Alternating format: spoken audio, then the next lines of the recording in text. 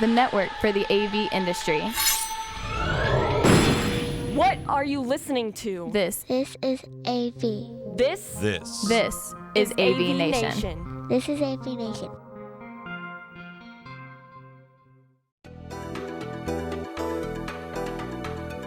Greetings and welcome, everybody, to this, the 50th episode of AVNation TV's Connected 550. It's been an amazing ride, and I love bringing the content to you, and hopefully you guys like watching it, so definitely send some feedback and let us know. But 50, and I'm sitting to you here from my suite at CES Conference 2023 in Las Vegas, where I was lucky enough to interview a number of analysts and industry people, walked around the show floor a little bit. Not as many products as there were concepts this year, so not a lot of gadgets to show you, but I will show you. We'll talk to people, we'll talk about their opinions, we'll talk about what's going on, a lot of interesting different themes. So it's a lot of conversation, a lot of really good information here, so stay tuned with us, and I think you'll enjoy it. Oh, good. The business publication. Obviously, we traded with a lot of automotive interests, but not me. We'll do it. So we are here at CES, and now we're in a two-shot. That's wonderful. The cameras are smarter than we are in terms of talking, so hopefully it'll give you the right shot all the time. I'm here with Doug Money, who's now showing off a logo on his shirt. What's that logo from? Fiber Broadband Association. I'm editor-in-chief of the Fiber Forward magazine for the Fiber Broadband Association. That's terrific. So we're about all things broadband. So do you remember what number CES is this of yours? I have lost count. I think I went to my first one probably sometime around the turn of the century, young man. So it's probably been a couple decades worth of CES. No, I know I'm over 20. I think I'm under 30, but I'm not sure. I might be over 30 as well. It's how much more coloring I have to put on my beard every year to know how much longer I've been here. What's been your best CES experience ever? I would have to, last year was pretty good. And I know that's a radical thought, but last year was pretty good because there was nobody around, so it was easy to get from point A to point B.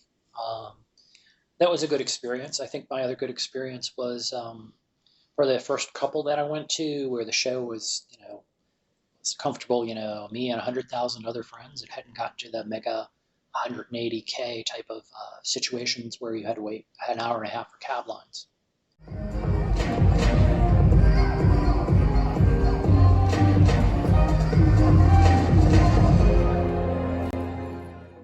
So, hello, Mark. Hi. For anybody who's not familiar with you, tell me who you are, what you do, where you work, what your life's like. Sure. I run the AV practice for SM&W, and I'm here at the show looking for a technology that is in the consumer space that would be relevant to our clients. And those clients can be corporate clients, hospitality, even medical equipment.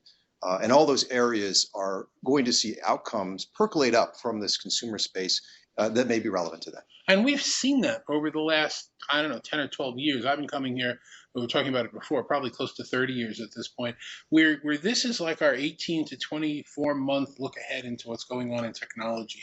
And we'll see something. I know this happened to me personally. I'll see something that I've never seen before at the show, and then like about a year and a half later, we'll see it in one of the stores. I'll say, "Hey, look at that!" I say, "Oh, that's nothing. I saw that a year and a half ago." That's the key thing, Dave, is that we know from the experience of being at the show several times, the most fantastic products that you really want to get your hands on are still light years away, right?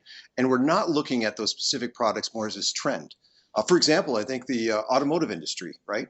It's not really related to corporate, but some of the things they're doing in terms of the dashboard, the user interface. If you're traveling at 75 miles an hour in a car, what are you going to look at? How are you going to look at it? Even though you're not traveling that fast in a meeting room, you still are thinking through this, how you use it, read things, how you use the text. So it's all becomes relevant even in these other markets. And we were here in Las Vegas early. My family had come out with me for New Year's Eve. Lord knows why they wanted to do it here. But, very hard to get cars. So by the time we picked up our rental car, all they had were like the real luxury cars left. So it took me a good 2 days to figure out how to use the dashboard on a car that I hadn't rented before. Which menu is it? I asked the guy, I was looking for the lever to adjust the wheel, and he showed me where the button was. So yeah, it's a lot of the what's intuitive, what kind of user interfaces. What we do, what we've done for years in rooms, is now relevant to how can we do it quickly without breaking concentration from the road. Or maybe we're putting a car on autonomous drive, which they're all talking about now, and playing with the radio. Is it a car? I mean, what we talk about AV, the definition of AV, in the car space, it's really now a glorified computer, right? So that is a lot like our distribution with technology in any other platform. Microsize the spaces, make it consistent, reliable, effective. That's going to transcend. And one last car thing, again, with this rental car, we were pulling it into the spot, against the column, and I was going very slowly, as I normally would. I was trying to get up as close to the column as I could because the back sticks out. And when it got to a certain point, it wouldn't let me go anymore. It put the brakes on. It says you're too close to the column. So yeah, these things are now smarter, and that's one of the pieces of technology. We've had smart technology for 10 years, but is the smart technology actually becoming wise to what's around it? Yeah, and I'm going to go a little further deeper into that because I saw this, one of the honorees in technology, I think one of the winners in innovation, is Deere for their tractor, and it's an autonomous tractor, right? Okay, so we don't really think we're going to engage with autonomous tractors, but what's behind or under the hood is NVIDIA, which is developing a platform, and we call this infrastructure as a service. So this cloud platform that allows the developers to create both the user experience and the physical devices at the same time concurrently. So where you previously would be physically making the components to make the car, because of the amount of software and tech that's in there, you need to ride both concurrently and understand how the user experience is going to be and develop all of the dashboards in parallel to deliver it to market. So seeing companies that are in the multimedia space like NVIDIA provide this opportunity for these manufacturing companies to develop their products shows us the synergy and shows us the value of looking at this larger picture of where cloud and platforms can be subscribed to, can be utilized, where you may not have in your smaller businesses the full ability to build these products out because you don't have the arsenal of tools. Almost like the way Amazon would have their cloud services and be able to have subscriptions to that service built out. I thought that was pretty interesting. Yeah.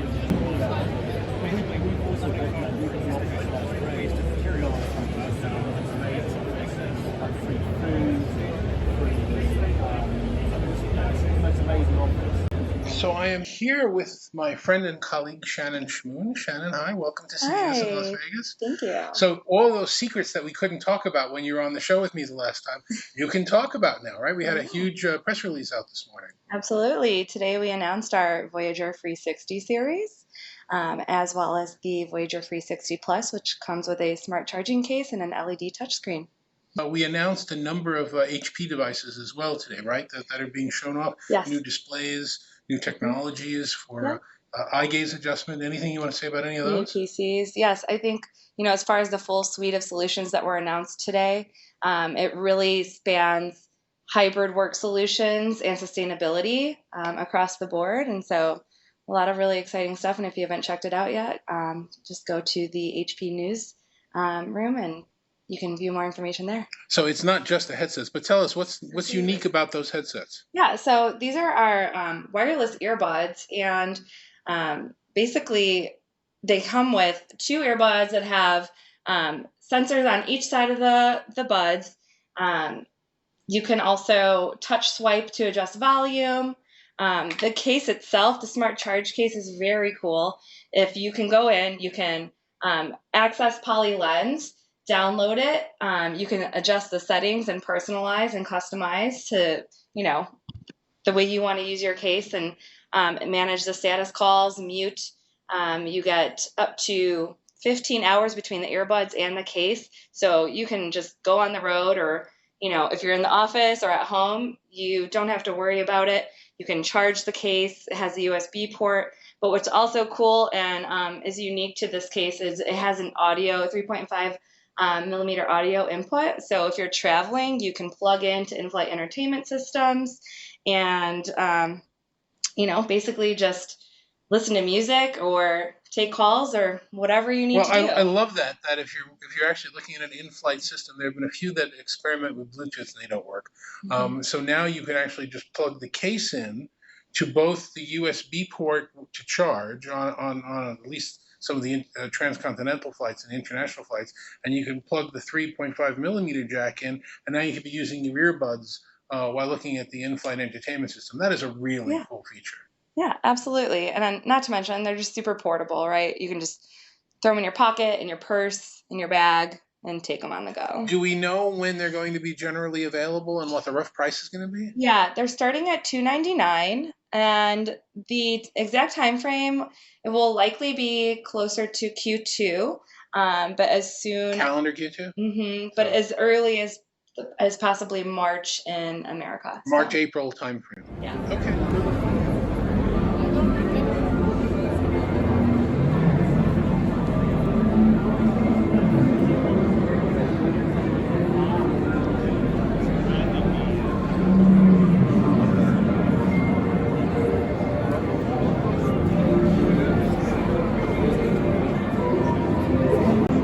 Look, Paul, as we get this set up, and we're using the auto technology in the Poly R30 Great. camera. Great. How are you doing today, Paul? I'm good. David, how are you doing?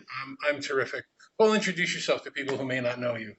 I'm Paul Erickson. I am the founder and principal of Erickson Strategy and Insights, which is a consultancy that I set up to go independent after almost 20 years of being an industry analyst for a lot of notable companies like IHS Markit, Omdia, Parks Associates, and MPD Display Search.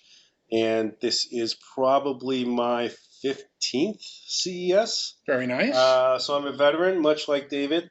And David, I can't remember the last time I saw you in person. Was it 4 years ago, maybe? Oh, it had to be longer than that. It had to be, probably at an Infocom going back 10, 12 years in person. Wow. I mean, we've seen each other a lot. Yes, I know. It's the world that we're in now. Did I run into you at ISE 4 years back? I don't know. Well, definitely Infocom in Orlando, I think. Yeah, well, you know what? The truth of the matter is you get to a certain age in the industry when your hair is this color and you have to tint your beard, that more people know you than you know. Yes. So I don't remember everybody that I run into, but I always smile and shake hands and do that. So we were at CES, being honest. We're recording this on, what the heck day is it? Wednesday. Yes. This is media day 2, technically. Day 1 was yesterday. We've already been through a bunch of press conferences today. I was at the 8 a.m. LG conference. Panasonic had their conference. Bosch had their conference. And one of the things that came up, and I do want to talk to you about this, we're starting to see a lot of ESG, environmental social governance, being talked about at the conference. Instead of throwing around the buzzwords that were here for last year's shorter show and smaller show, and the year before we were all digital, we were metaverse and blockchain and NFTs and crypto. Those they're still there, but they're sort of like under a blanket sideways. Everybody's talking about sustainability, diversity and inclusion, the ESG, all these pieces, and they're taking it seriously. Right. We were talking before about how important it is for retention of employees and recruiting employees, how important it is when you're trying to sell to a company, how sustainable your products. It looks like after many years of just babbling about it, the industry is now finally taking sustainability seriously. They are, and it is refreshing to see, the commitment from. It could be as fundamental as. Let me back up. I was going to say versus some of the grander efforts that you see played out in. What's spoken about in terms of how companies are changing policy and what they're doing in manufacturing. Sometimes I like to look at the commitment to a certain initiative by looking at how, at the smallest levels, like how are you seeing this permeate the company's products or culture? And it could be as simple as looking at Samsung's remote controls that are, solar recharging, in different ways where companies are committing R&D. They're committing spend towards not just the implementation of,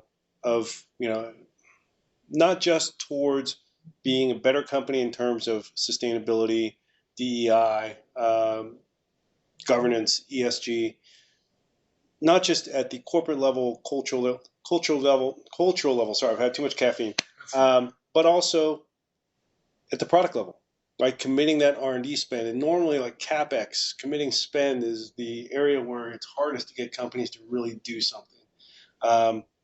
And I think that we see that in a lot of products that are coming out now, where companies are looking at, and we can see if you agree with this. I think companies have looked at a lot of these things that they looked at previously as nice to haves or intangibles or these annoying cost, potential cost centers, where the past couple years, looking at how the state of employment and employability changed over the pandemic, and people were working remotely, and people deciding that they didn't necessarily have to be committed to a certain company or a certain location, that it brought this front and center for companies where they had to start concentrating on the intangibles, because people started looking for the intangibles in their jobs, now feeling that they were freer to move to jobs that were more fulfilling or aligned better with their interests and so on. And so to me, it seems like a lot of that has finally filtered back to the employers, where they realize that employees are an important resource, right? That keeping your employees happy, or Just keeping them. You don't have to they're always retrain. happier if you pay them more, right? But I think sometimes if you get to more fundamental ways in which they can be kept happy or kept fulfilled for the long term, it gets to a lot of these things that tie into values, they tie into principles, and a lot of what you're seeing with sustainability, DEI, and ESG, it is in that direction. So it is an interesting trend to see, amongst others that we'll mention shortly. And we do want to talk about the economic impact of that, because in addition to just being good for the sake of being good and being attractive to customers and to employees, we're now creating products that are more powerful or just as powerful, but using less power. Right. And that adds up. When you have hundreds or thousands of laptops or compute sitting somewhere and you're using less power, the packaging is smaller, so you're saving on the packaging materials, which is good for the environment, but you're also increasing the amount of product per pallet, as we talked about before. And these are all turning into cash, especially in a recession. That it adds up. It really has a long tail on it. It does, and I think hard times or difficult times. It's a double-edged sword. On one edge of that sword is clearly difficulty. Challenging conditions, a reduced profitability, and so on. But the other side of that sword is that it has to make you sharper, right? You have to execute better. It makes you concentrate on all the ways in which probably you were doing so great before in your existing business that you just ignored all the different areas where probably money was leaking out, or you were not doing well, or you were not taking care of your employees, for example. So I think that through every challenge, there's also the opportunity to reinvigorate the company, to rethink certain things, to become better, sharper, better combatant as a competitor. So I think we're seeing that now, where people are noticing, yes, we can do more sustainably. We can also be better at packaging. We can be smarter at packaging. We can actually do both. We can create sustainable packaging, and we can fit more pieces per container, or we can spend less money on logistics, on the weight of packaging, if we just get smarter about how we package products, keep it more compact, maybe reduce some of the excess, glossy, fancy materials, but we stick to fundamentals. We make the packaging attractive, but we also make it as small and as compact while still protective as possible. And also the products themselves have a much higher quantity of recycled materials in there. I know HP announced their new monitor stands today that are aluminum. The aluminum is from recycled aluminum cans. The plastics are from recycled plastics from a lot of manufacturers. So again, it looks like this is a trend, as opposed to just being a buzzword that we've had in the past, that companies are really taking seriously, and employees and customers are taking seriously. Yeah, and I hope it continues into the future, because right now we're in uncertain economic times, let's say, for the next year or two, or undetermined amount of time. And so companies are trying to execute smarter, sharper, being more efficient. Will that change when good times come back and they're making money hand over fist? I hope not, right? I hope that type of cognizant, attention to things like, again, sustainability and, power conservation and so on. I think that it's a question in my mind, but I'm hopeful that that doesn't go away, right? That stays in their collective consciousness into perpetuity. That's just simply a part of the consumer electronics industry going forward. Fingers crossed that companies are doing things for the good of all mankind. So let's shift gears a little bit. One of the trends that I've been watching so far today is this concept of the importance of recurring revenue. And we understood, for years, we were talking about this before. For years, people were talking about cutting the cord.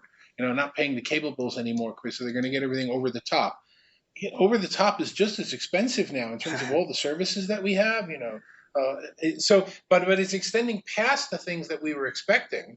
It's now, we were talking before, automobile makers are now unbundling like airlines were. They're charging you monthly for heated seats. I assume this is a trend that you've seen and that we're going to continue to see. Yes, I have some quite a few interesting opinions on this, but I cover, as you probably know, my shift over the past years, I've covered streaming services extensively and the connected entertainment space, and it's been interesting looking at how that whole business has changed over the past few years, especially being here at the show. You look at the Samsung, LG, a lot of the TV makers.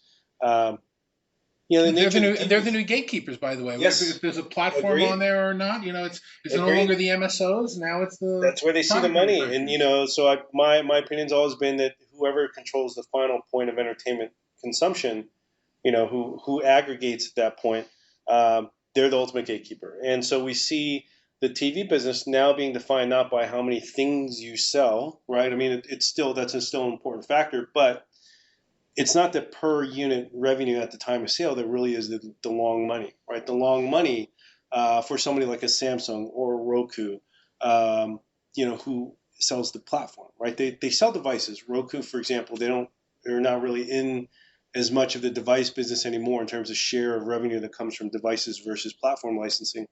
But ultimately, you get long tail revenue from selling that measurement data, the advertising, everything else that comes from having that presence on a device because you control that operating system, right? It's your operating system. And so that's the long money in TVs. And, we see shifts in power even within advertising, right? The traditional heavyweights in advertising and in measurement, they're now having to deal with the fact that Samsung's ad and measurement data business that they stood up, Vizio's and so on. They were also selling that glass level data to the Nielsen's of the world because now that's almost the ground truth, right? To figure out what people are doing on that device, that TV, whether it's gaming, watching a video, watching YouTube, and it's immensely powerful.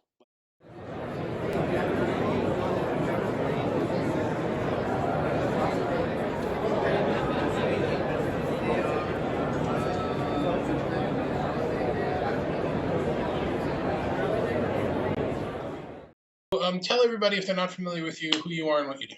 Okay, my name is Adrian Cottrell. I'm primarily known in the AV industry as the editor of Daily Do, which is a blog. I'm a journalist by trade, but I put on my own events in order to make money in this world, primarily based in the billboard advertising ad tech industry. So we tend not to do AV events anymore, but ad tech and billboard events.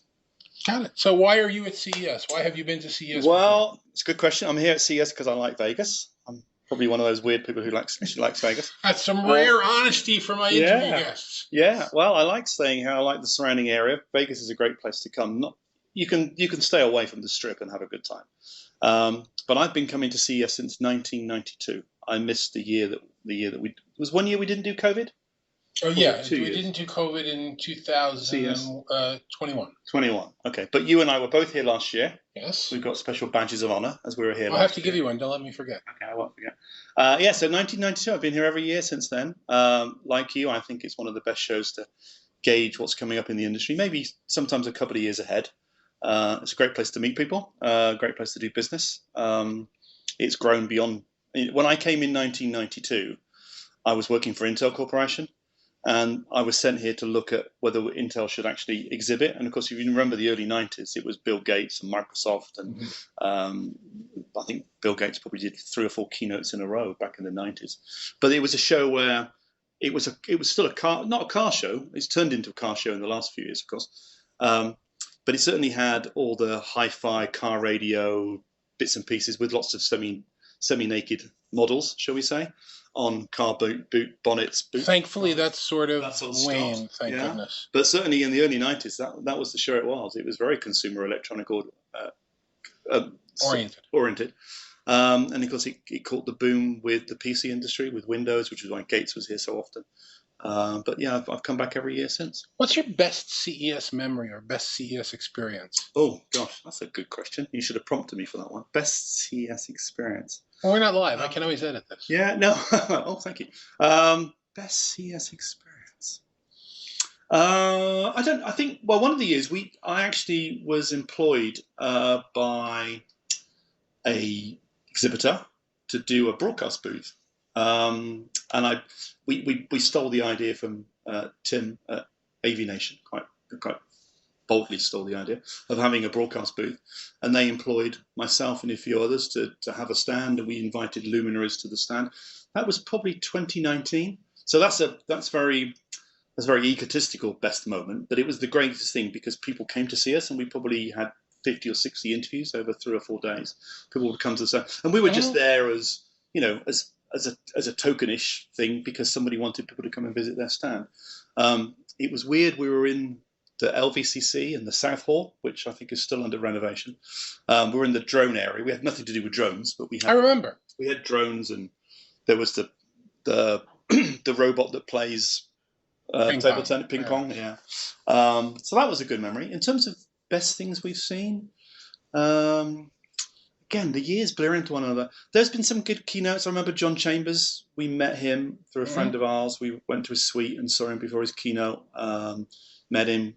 He was still at Cisco then. I think it was probably the year before he retired as the CEO of Cisco.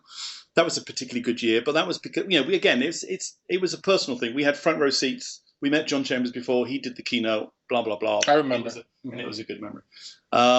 In terms of the best things ever shown, again, we've lost a lot. The Bill Gates things, when people were standing up and launching a new version of Windows, that meant a lot. We don't seem to have that now. I mean, the keynotes these days. Well, it's also it's and maybe software and Windows is a bad example, but we've lost the tangibility. We've lost the tangible nature of things that are at the show. There are still a few things that you can put your hands on and say, "Look, see, I have this. I own this." I mean, one of the biggest things for CES for me was seeing a piece of technology. And then like a year and a half down the line, my family or my friends would see it in the store and say, "Oh, I saw that a year ago." And it's that 18 to 24-month cycle. Correct. You got a lot of embedded technology this year. You got a lot of possible technology. There are a lot of hype streams. You remember what was going on with Metaverse last year? Yeah. And now it's kind of fallen back in. I don't think you're going to hear people talking about crypto or NFT this year. Probably not. It might be around, but they'll be embarrassed. Yeah. Well, Metaverse is a little bit like VR was. You remember go back probably 7, 8, 9, 10 years. VR was the big thing. VR. And again, you haven't heard anything about that. Well, VR missed its consumer exit. It's got some terrific, and I was talking to Mark Peterson earlier, it's got some terrific applications for industry, for sure. Niche applications, for military. But, if 3 years of lockdown isn't going to be able to kick off a technology at the consumer, it's never going to make it. Same thing with 3D TVs, which are really popular for 2 or 3 years until the industry realized that people won't put on additional glasses in their own home that they don't need. Correct. Well, we had in the UK, we had a big hype from our big TV broadcaster, Sky, and they were expecting people to watch 3D soccer, 3D football. And you're not going to put your goggles on having a pint of beer in the pub. If you're not going to do it at home, you're not going to do it in the pub. Exactly. So there are things like that get overhyped and miss. And Metaverse, I believe, is one of them. Yeah. I think we'll start to see things of that type of connection in the cloud, but it won't be called Metaverse. I think that was a hype train that's coming is waning this year. Any other technologies that you've seen over the years, or that you're expecting to see this year? I think I've always poo-pooed what people call holograms, because people's understanding of a hologram. I'm smiling. I'm saying this because I know I'm going to talk about Star Trek with you now. No. Well, you're going to have to. But holograms mean different things to different people. But they're starting to sort of take off. There's quite a few companies. There's probably about a dozen people doing hologram stuff here. Proto. They call it hologram. They call it hologram. The big one is Proto, of course, which has got lots of investment from lots of well-known US industry celebrities, if you like. Harry Mandel. Is it Harry Mandel, the comedian guy? Howie Mandel is a big investor in this, and there's a lot of other pop stars and things who've invested in the company. They're here. They're actually at one of one of the investors' sites, I think at the Aviation Hangar. But they're here, they're doing some demonstrations and bits and pieces. There are a number of other hologram people who are letting us be holograms. So if we go to a certain booth, they could make us a hologram of ourselves, Right, which I'm looking forward to doing. So I think there's about a dozen. I'm going to try and visit all of those, and I'll write a little report about the hologram stuff, because I think it's come a long way. Being a 4-time CES Innovation Awards judge is always something that's going to be special to me. So I like going to check out what's going on with the Innovation Awards winners this year.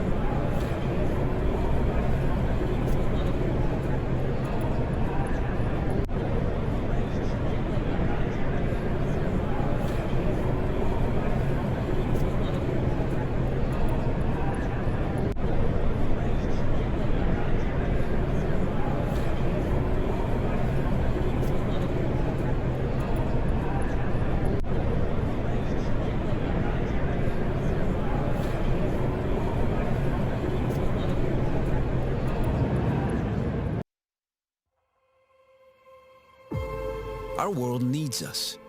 It needs all of us to pay attention, to plug in, to commit, to tap into the powerful network of minds, ideas, and possibilities that are gathered right here. Because the stakes are higher than ever. Food insecurity, climate change, access to healthcare.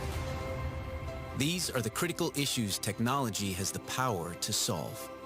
The kind of tech that is already emerging around us, impacting every industry, every city, and every home. But these aren't just exciting new technologies we're talking about. These are solutions, powerful innovations, and most of all, hope. We're hopeful because the moments we spend right here might be some of the most important moments of the year. This is a chain reaction that begins now and affects everything, from the sustainability of this world to the exploration of others. Yes, the tech we'll see at CES will impress and astound us. It will also motivate us to innovate our way to a healthier, more sustainable world. But this kind of transformation requires our full attention, everything we've got. So be ready, be engaged, be inspired, be in it. So that about wraps it up from CES 2023 here for AVNation TV's Connected 50th episode, 50. Love to keep going. I'll hopefully get you guys something even more interesting for the 100th episode. But for now, for everybody at AVNation TV, I'm David Danto. Thanks very much for watching. We'll see you next time.